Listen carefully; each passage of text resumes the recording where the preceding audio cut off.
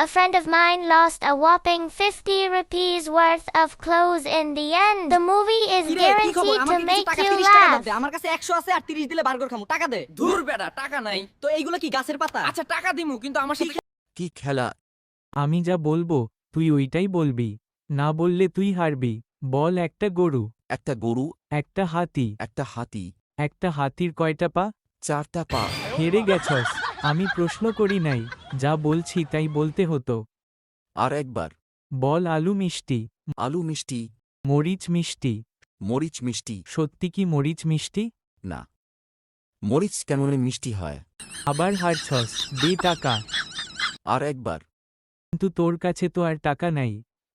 আমার সব জামা আর তোর সব টাকা। ওকে, তুই কি খেলা ভালো করে বুঝছস? আমি বুঝতে পারছি। হেরে গেছস, আমি যা বলছি তাই বলতে হতো। এখন জামা দে।